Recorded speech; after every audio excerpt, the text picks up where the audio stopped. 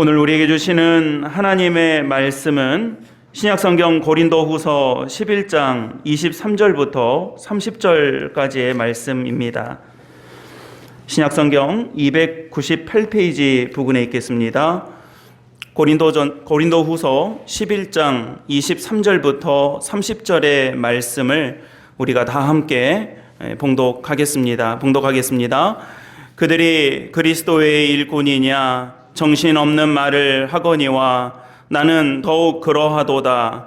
내가 수고를 넘치도록 하고 옥에 갇히기도 더 많이 하고 매도 수없이 맞고 여러 번 죽을 뻔하였으니 유대인들에게 40에서 하나 감한 매를 5번 맞았으며 3번 태장으로 맞고 1번 돌로 맞고 3번 파선하고 일주야를 깊은 바다에서 지냈으며 여러 번 여행하면서 강의 위험과 강도의 위험과 동족의 위험과 이방인의 위험과 시내의 위험과 광야의 위험과 바다의 위험과 거짓 형제 중에 위험을 당하고 또 수고하며 애쓰고 여러 번 자지 못하고 줄이며 목마르고 여러 번 굶고 춥고 헐벗었노라.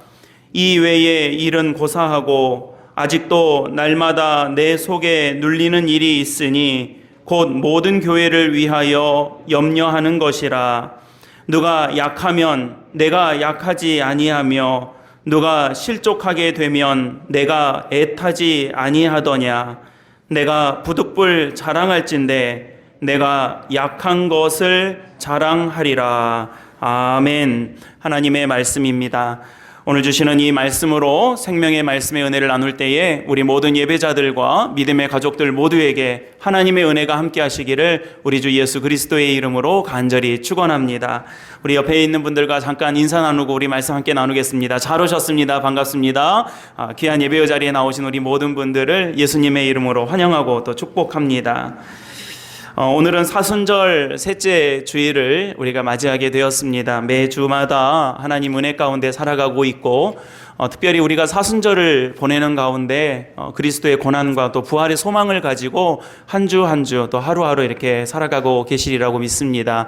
주중에 보내드리고 있는 말씀 통독 우리 프로그램을 통해서도 말씀의 은혜를 나누시고 또 사순절 묵상 또 새벽 기도회 등등을 통해서 우리가 이 사순절을 의미 있게 또 값지게 보내신 후에 우리가 부활절을 정말 기쁨으로 부활의 소망을 가지고 맞이할 수 있게 되시면 참 감사하고 은혜가 넘치겠습니다. 오늘은 고린도후서 11장의 말씀을 중심으로 해서 배경으로 해서 하나님의 거룩하신 말씀을 함께 나누겠습니다.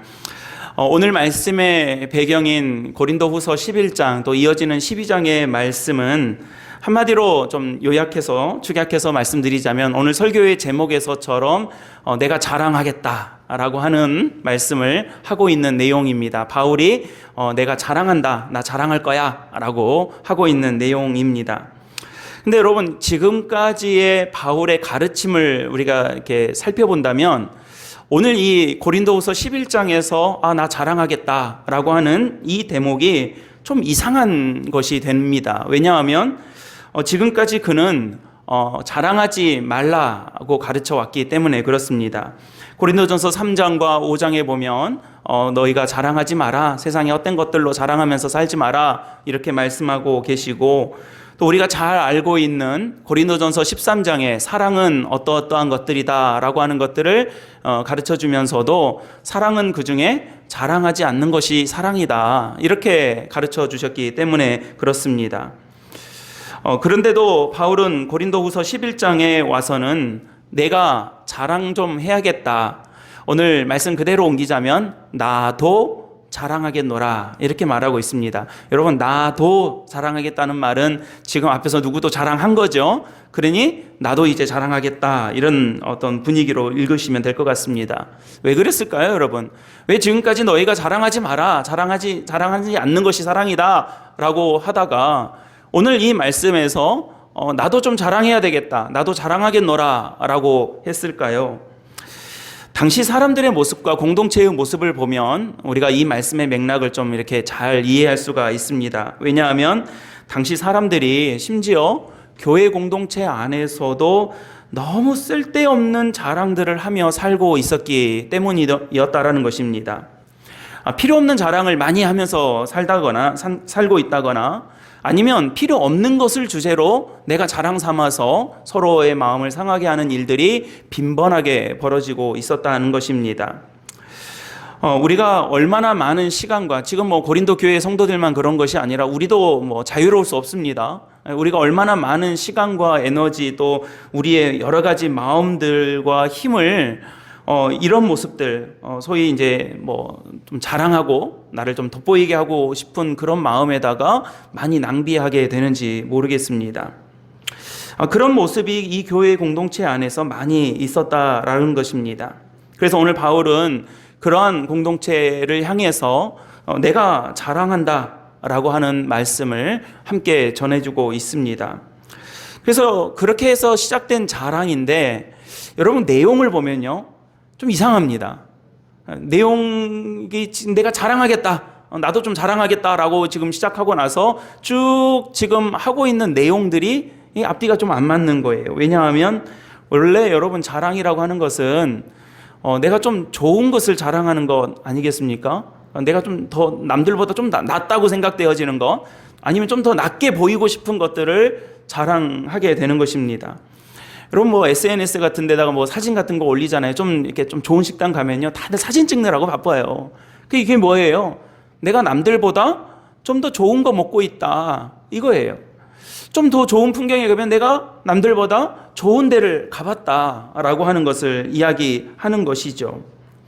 제가 예전에 한라산을 이제 계절 따라서 한 번씩 올라갔다 오는데 산에 이렇게 올라가다 보면 힘들잖아요. 그럼 중간에 이제 대피소에서 한 번씩 쉽니다. 많은 분들이 거기서 한 번씩 좀 머물렀다가 올라가는데 거기서 이제 김밥 하나 먹고 이제 올라가거든요. 근데 앉아 있다 보니까 옆에 있는 가깝게 따닥따닥 붙어 있으니까 그 옆에서들 하는 대화들이 이제 들으려고 듣는 게 아니라 이렇게 들리잖아요. 근데 이제 한 번은 이런 적이 있었어요. 옆에 있는 분들이 이제 한 그룹이 이렇게 같이 오셨나 봅니다. 여자분들 이렇게 몇몇 분들이 함께 왔는데 한라산에 와가지고 이제 한라산 이야기를 하는데 한 분이 그러는 거예요. 내가 중국 어디를 갔는데 거기 너무 좋더라. 정말 멋있더라. 이런 이야기를 하시니까요. 그 옆에 있는 분이 나는 스위스를 가봤는데 거기 너무너무 좋더라. 이런 이야기를 하시는 거예요. 그러니까 그 옆에 있는 분이 또 나서서 나는 미국을 가봤는데 그게 생각나요. 그랜드 캐년을 가봤는데 너무너무 좋더라. 제가 가만히 들으면서 좀 이상하다 그랬어요. 왜 그러냐면 왜 한라산 와서 저런 이야기를 하지? 한라산에 왔으면 한라산이 얼마나 좋아요, 여러분. 그러면 한라산의 아름다움과 이곳에 와서 느낀 어떤 풍경과 마음들 이런 것들을 나누면 훨씬 더 풍성한 대화가 될 건데 서로 듣지도 않으시더라고요. 그냥 자기 이야기 하느라고. 나는 스위스 이야기 하느라고 이분은 바쁘시고 이분은 미국 이야기 하느라고 바쁘시고 이분은 중국 이야기 하느라고 막 바쁘세요, 서로들. 그러니까 별 이렇게 유익이 없는 대화가 막 이렇게 공회전을 하고 있는 그런 모습을 제가 옆에서 이렇게 보면서 좀 아쉽다 그런 생각을 한 적이 있었습니다. 자랑하고 싶은 마음들이 그 안에 있었던 것이죠.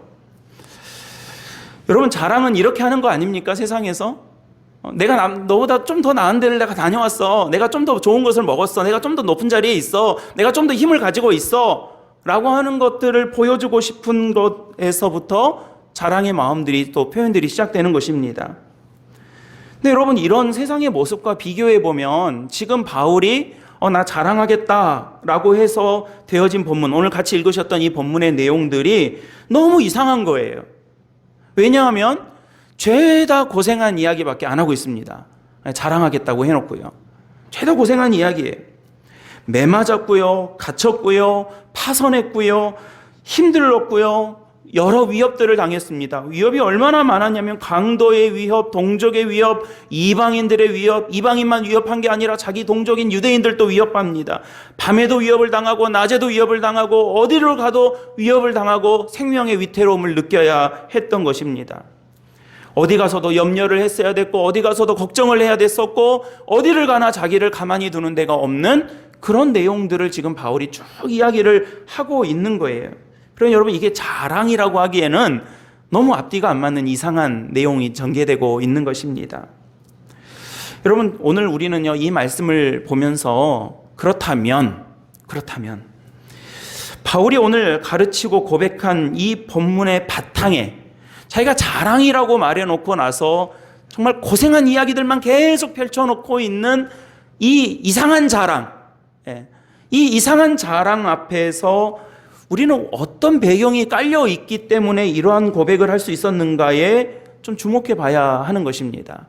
사람이요, 여러분, 이 고난을 당하면, 어려운 일이 있으면 아무리 평소에 당당하고 떳떳하고 뭐 강한 사람이라고 해도 좀 약해지고 좀 부끄러워지고 초라해지는 것 아니겠습니까? 오늘 바울의 고백 속에 보면 그가 40에 하나 감만 매를 5번이나 맞았다고 합니다. 이 법에 40대를 때릴 수가 없었기 때문에 한 대 빼고 39대가 최대로 때릴 수 있는 매였던 거예요. 그러니까 여러분, 39대의 매를 맞았다는 것은 그냥 거의 초주검이 됐다는 이야기고 죽으라고 때렸다는 이야기인데 그런 매를 5번 맞았다고 그럽니다. 그러니까 저는 가만히 생각을 해봤어요. 한 번은 맨 처음이야 모르고 맞았다고 치고 그냥 처음이니까 그렇게 맞아서 힘들었다고 치지만 2번째부터는 얼마나 힘들었겠어요. 3번째 맞을 때는 얼마나 무서웠겠습니까?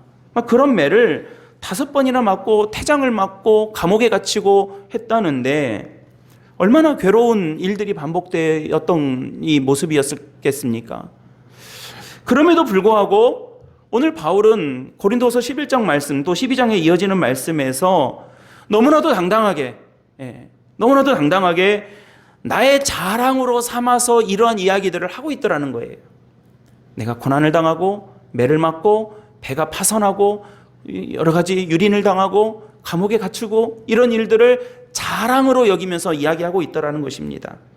여러분, 오늘 우리는 그가 그럴 수 있었던 이유에 대해서 잘 주목하고 우리 마음의 말씀의 은혜를 함께 나누어야 되겠습니다. 과연 어떻게 해서 바울은 이렇게 당당하게 또 자랑으로 삼아서 이 고난을 가르칠 수 있었던 것일까요? 첫 번째는요, 무엇보다도 자기가 달려갈 길에 대해서 분명히 알고 있었기 때문에 이럴 수 있었다라는 것을 우리가 마음속에 잘 담고 계셔야 합니다. 바울은 그가 갈 길, 내가 달려갈 길, 내가 어디로 가고 있는지에 대해서 분명하게 보고 있었던 것입니다.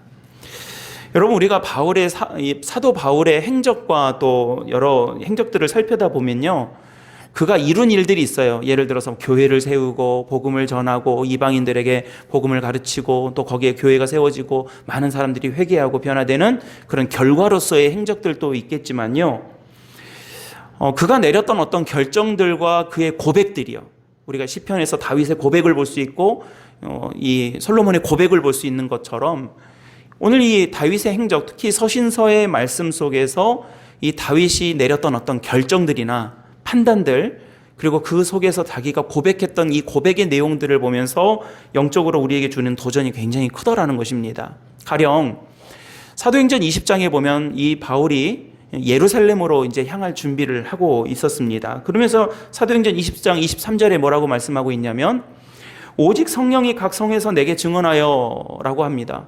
각 성에서 성령께서 가르쳐 주는 건데 뭘 가르쳐 주셨냐면 결박과 환난이 나를 기다린다, 이렇게 말씀하세요. 그러니까 여러분, 성령께서 바울에게, 예루살렘을 가는 바울에게 너 거기 가면 잘 될 거야, 좋은 일 있을 거다, 걱정하지 말고 가라, 뭐 어려움이 좀 있을지 없을지 나도 잘 모르겠다, 이런 게 아니라 너 가면 고생한다, 너 가면 결박과 환난이 너를 기다리고 있다, 이렇게 말씀해 주고 있는 거예요. 그러니까 여러분, 사람들이 쑥덕거리는 소문이 아니라 성령께서 가르쳐 주신 거예요. 분명한 거죠. 근데 여러분, 바울이 그 성령의 가르침 앞에서 또 이 메시지 앞에서 어떻게 결정을 내렸냐면 24절 말씀에 내가 달려갈 길과 주 예수께 받은 사명 곧 하나님의 은혜의 복음 전거하는 일을 마치려 하면은, 이 일을 내가 다 완수함에 있어서는 나의 생명을 조금도 아깝게 여기지 않는다, 귀하게 여기지 아니하노라, 이렇게 말씀하더라는 것입니다. 그는 또 디모데후서 4장 7절에서 우리가 잘 아는 고백이죠. 이렇게 고백합니다. 나는 선한 싸움을 싸우고 나의 달려갈 길을 마치고 믿음을 지켰다라고 합니다. 여러분, 이 고백이 정말 우리 인생의 마지막 고백이 될 수 있기를 우리 주 예수 그리스도의 이름으로 간절히 축복합니다. 정말 우리의 고백이 됐으면 좋겠어요. 나의 달려갈 길을, 나는 선한 싸움을 다 싸우고 나의 달려갈 길을 다 달려가고, 그리고 그 끝에 너덜너덜해져서 그냥 어떻게 살았는지도 모르게 지금까지 살았다라고 하는 것이 아니라 나는 믿음을 지켰다, 이렇게 고백할 수 있는 신앙의 선배들, 신앙의 선조들이 다 될 수 있게 되기를 저는 간절히 기도합니다. 바울이 그렇게 한 거예요. 여러분, 어떻게 해서 바울이 이렇게 할 수 있었습니까? 어떻게 해야 이런 마음과 고백을 하면서 살아갈 수 있었습니까? 여러분, 영광된 결과를 갖고 있으면, 영광된 결론을 우리가 쥐고 있으면 당장 눈앞에 보이는 우열과 강약이 절대적 의미가 아니라는 것을 알 수 있는 것입니다. 제가 이러한 내용들을 설교할 때 이 비유로 자주 말씀을 드립니다. 마치 이러한 마음들, 이러한 고백들은요, 우리가 스포츠 경기를 재방송으로 보는 것과 같다라고 제가 비유로 종종 말씀을 드립니다. 얼마 전에 그 동계올림픽 했잖아요. 우리나라가 쇼트트랙이라는 종목에서 참 잘합니다. 근데 이제 다른 나라들도 잘하게 돼가지고 이제 보는 게 월등하게 잘하는 것이 아니라 아슬아슬하게 이제 잘하고, 때로는 이제 금메달을 못 따는 일들도 많이 생깁니다. 그래서 이제 뉴스를 통해서 결론을 보게 되는데, 어쩔 땐 생방송으로 보게 될 때가 많이 있습니다. 근데 생방송으로 보는 것과 재방송으로 보는 게 뭐가 차이가 날까요, 여러분? 생방송으로 보면요, 조마조마하면서 봐요. 이 쇼트트랙이라고 하는 이 종목이 그냥 쫙 비교가 나는 게 아니라 이렇게 지나가다가 마지막에 샥 조금 더 들어오는 거에 따라서 이 순위가 결정되고, 또 나중에 그 페널티 결정도 해야 되기 때문에 끝까지 조마조마한 종목이 이 쇼트트랙이라는 종목 같습니다. 제가 볼 때는요.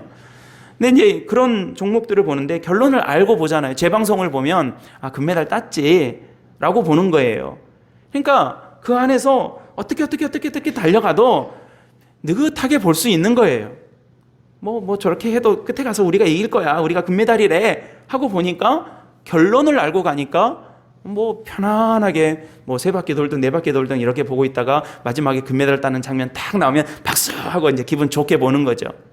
그러나 생방송은 달라요. 그런 스릴이 있고 더 쾌감이 있겠지만 조마조마하면서 손에 땀을 쥐면서 봐야 합니다. 그러니까 우리나라에 최민정 선수라고 있는데요. 이 선수가 힘이 좋아서 뒤쪽에서 가다가 마지막에 탁 한 바퀴 추월해서 들어가는 걸로 유명한 선수입니다. 그래서 처음에 레이스를 시작할 때는 3위, 4위, 5위 이 자리에 이렇게 천천히 가다가 막판 한 바퀴 놔두고 2명, 3명, 4명을 확 제껴서 들어가는 걸로 유명해요. 그러니까 여러분, 이 선수를 이렇게 보면요, 금메달 이제 따고 결론을 보고 우리가 그 선수의 경기를 보면 마지막 거의 다 될 때까지도 2번째, 3번째, 4번째 가고 있어요. 여러분, 조마조마해요, 안 해요? 불안해요, 안 해요? 불안할 이유가 없는 거예요. 결론을 알고 있고, 저 선수 마지막 바퀴에서 휙 지나간다는 거 알고 있기 때문에 안심하고 보고 있는 것이죠. 반대인 경우도 있겠죠. 금메달 못 딴 경기를 볼 때가 있지 않겠습니까? 그렇다고 해서 그럴 때에는 스타트를 탁 했는데 1위로 쫙 치고 나간다고 여러분 우리가 생각해 보면, 1등 했다고 좋다, 신난다, 탄성을 지르고 잘됐다 이렇게 하지 않아요.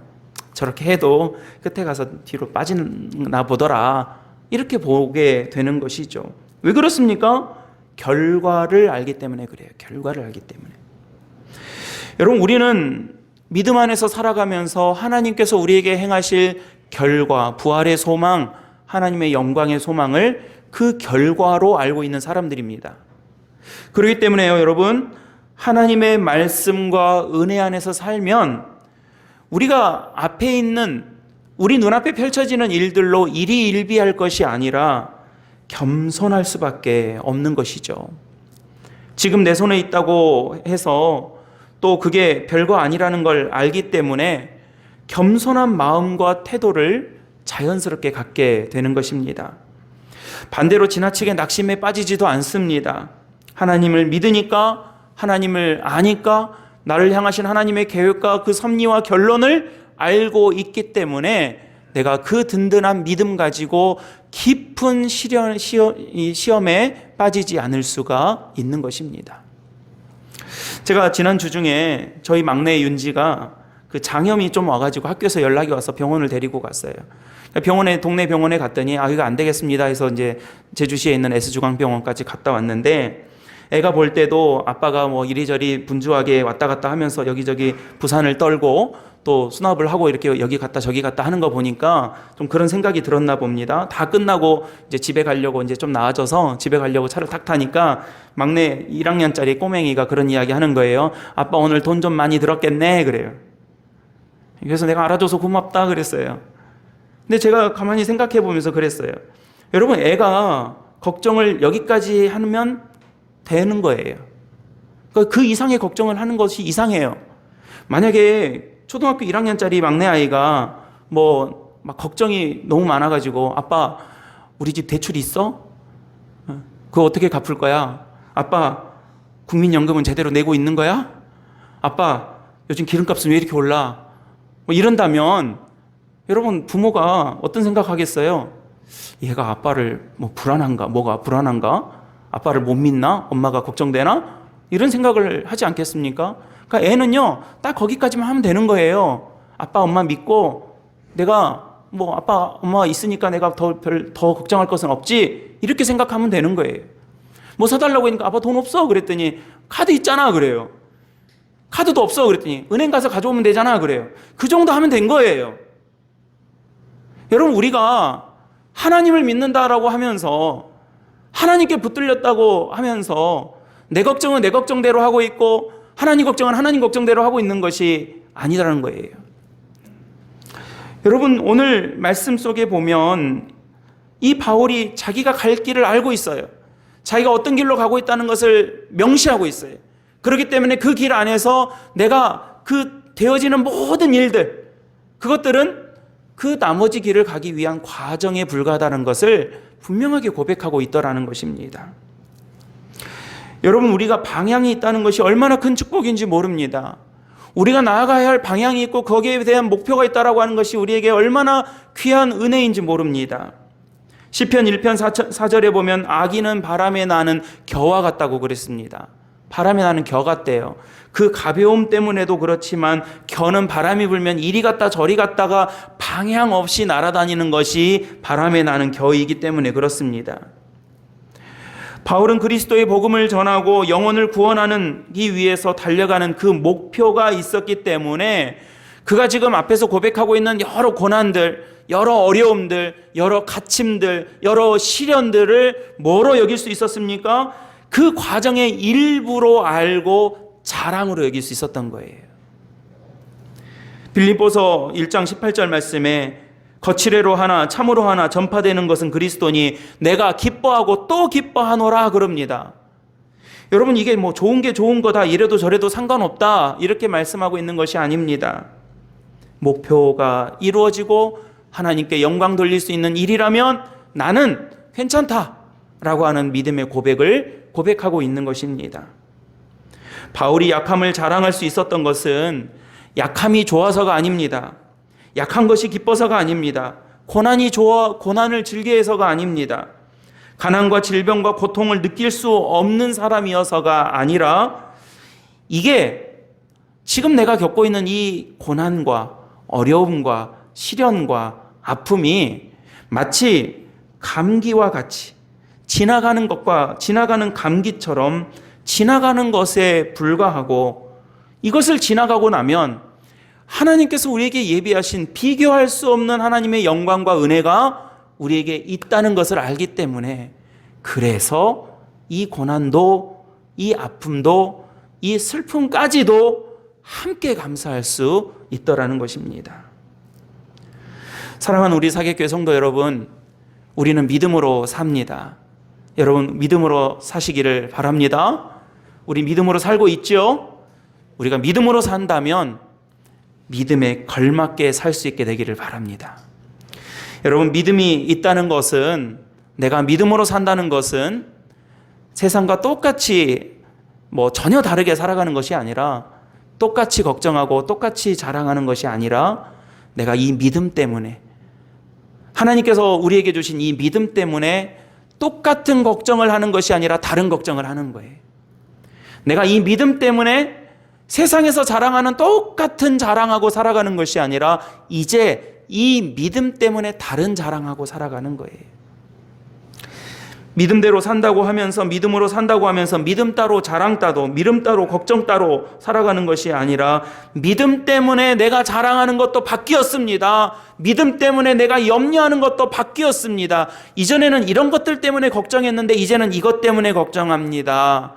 이전에는 이런 것들 자랑하면서 살아가는 것을 내 낙으로 여겼는데 이제는 이런 것들 이건 자랑거리가 아닌 줄 알게 되었고, 나 이제부터는 이거 자랑하면서 살고 있습니다 라고 고백하게 되는 그런 귀한 믿음의 성도들이 다 되시기를 우리 주 예수 그리스도의 이름으로 간절히 축원합니다.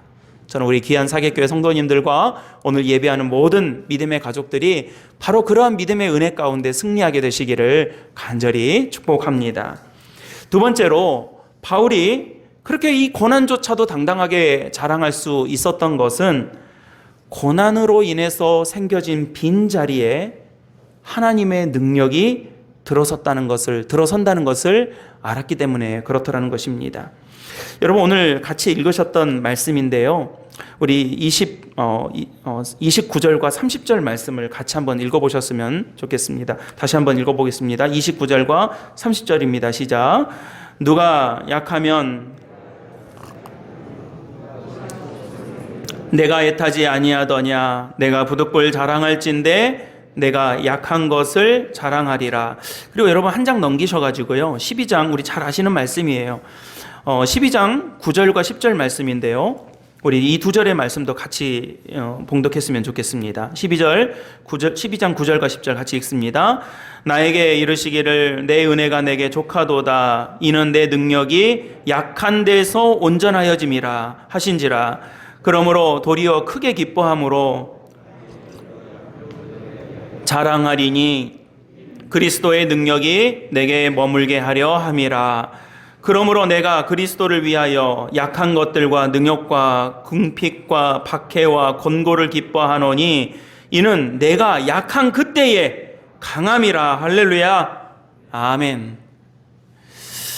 내가 약하면 약해서 끝나는 것이 아니라, 약하는 것으로 망해버리는 것이 아니라, 내가 약하면 약해서 생긴 빈자리를 하나님께서 뭘로 채우시겠다고요?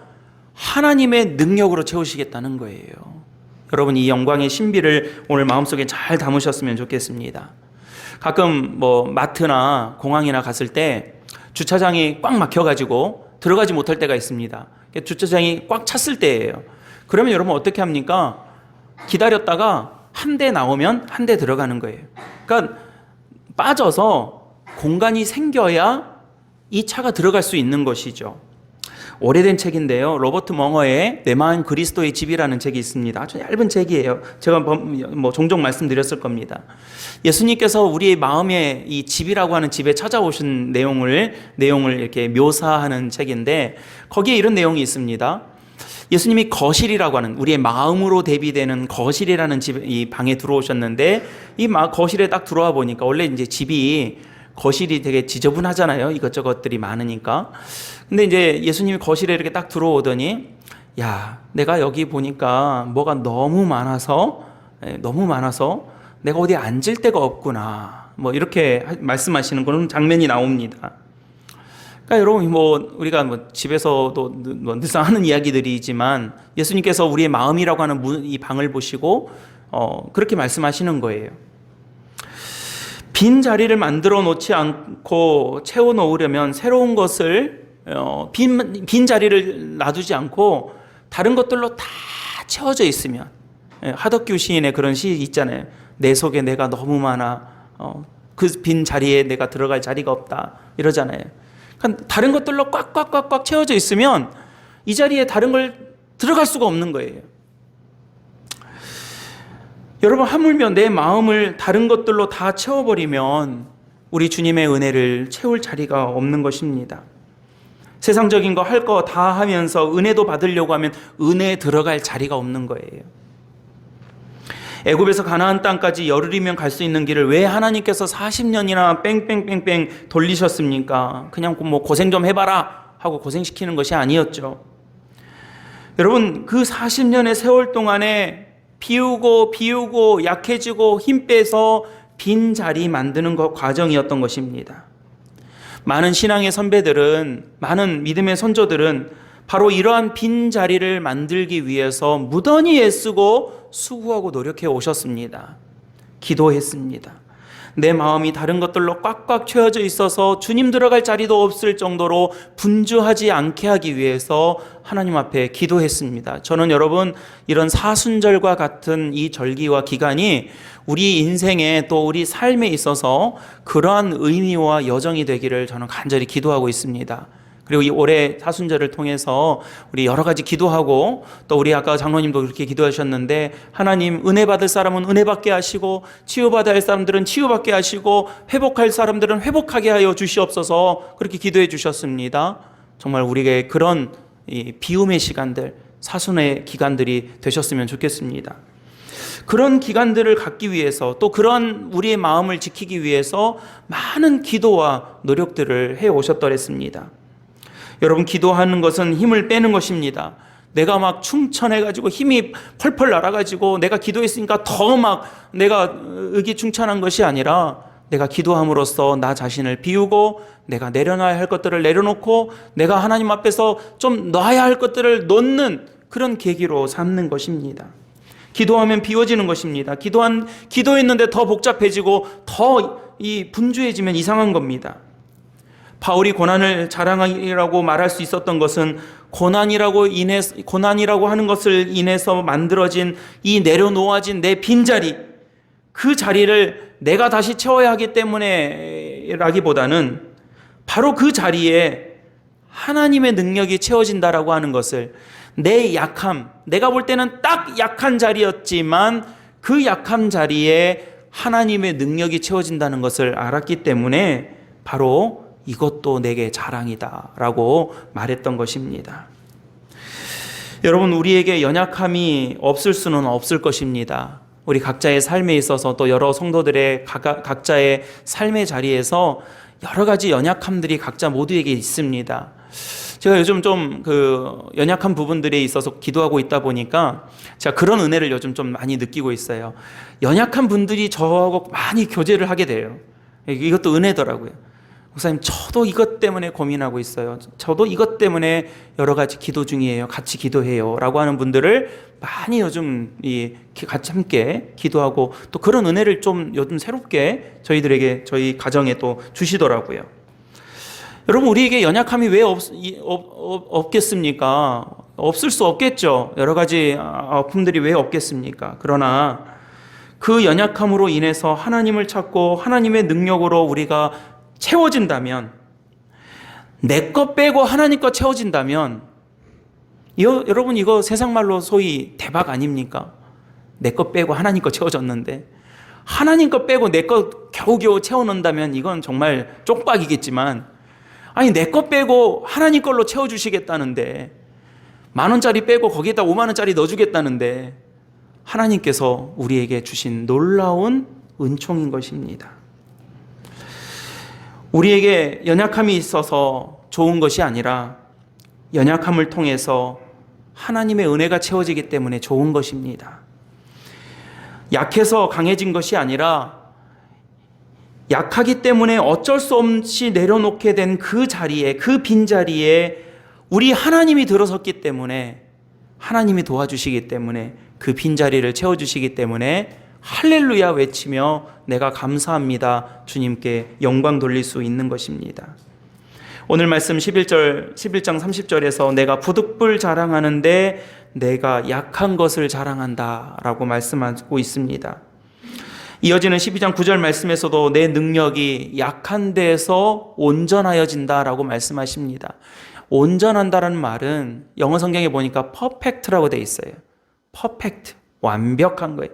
완성된 거예요. 내가 이룰 수 없는 것들, 내가 완성할 수 없는 것들을 내 약함으로 인해서 하나님께서 퍼펙트하게 완성시켜 주시는 것입니다. 여러분, 그 은혜가 우리 사객교회 성도들과 오늘 예배하는 모든 예배자들에게 함께 하실 줄로 믿습니다. 그러니까 도리어 기뻐할 수 있다는 거예요. 오늘 10절 말씀에서도 내가 약한 그때에 바로 그때에 약한 그 시간에 내가 강해질 수 있기 때문에 약함과 능욕과 궁핍과 박해와 권고를 여러분 어떻게 한다고 말합니까? 기뻐한다라고 말할 수 있는 것입니다. 여러분 저 한번 따라해 보시겠어요? 내가 기뻐하노라. 무엇 때문에요?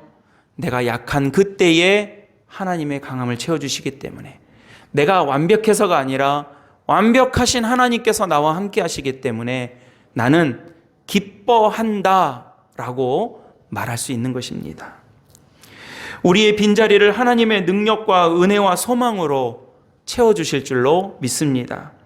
우리 사개교회 성도들의 삶의 모든 자리에서 또 우리가 기도함으로 인해서 우리가 내려놓은 여러 우리의 빈 마음과 자리 위에 하나님께서 하나님의 것으로 채워주시는 은혜가 저와 여러분들 가운데 함께 하실 줄로 저는 믿습니다.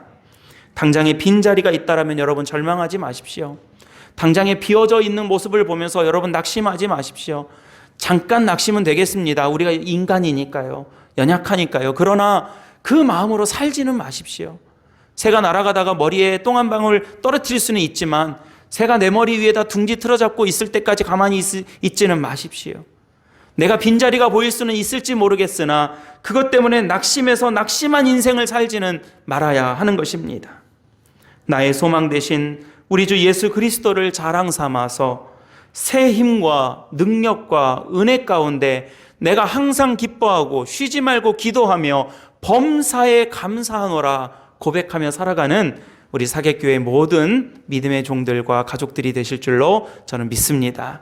바로 오늘 이 말씀의 은혜가 오늘 예배하는 모든 우리 믿음의 가족들에게 함께 하시고 또 한 주간 살아가시면서 내가 그 은혜로 살았습니다 라고 하며 우리 다음 주 사순절 네 번째 주일을 맞이하는 그런 복되고 귀한 우리 성도들이 다 되시기를 우리 주 예수 그리스도의 이름으로 간절히 축원합니다. 아멘. 기도하겠습니다.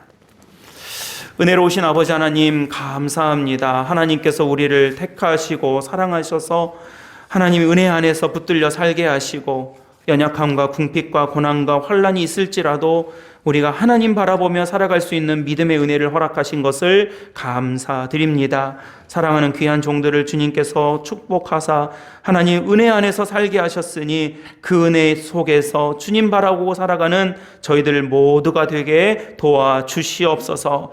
예비하며 머리 숙여 기도하는 우리 모든 성도들에게 힘과 능력과 은혜를 주시옵고 또한 먼 곳에서 방송을 통해서 함께 예배하는 우리 믿음의 가족들, 또 코로나로 인해서 또 가정에서 예배하고 있는 우리 귀한 믿음의 식구들 모두에게 하나님의 은총이 동일하게 역사하여 주시옵소서. 감사드리오며 우리 구주 예수 그리스도의 이름으로 간절히 기도드립니다. 아멘.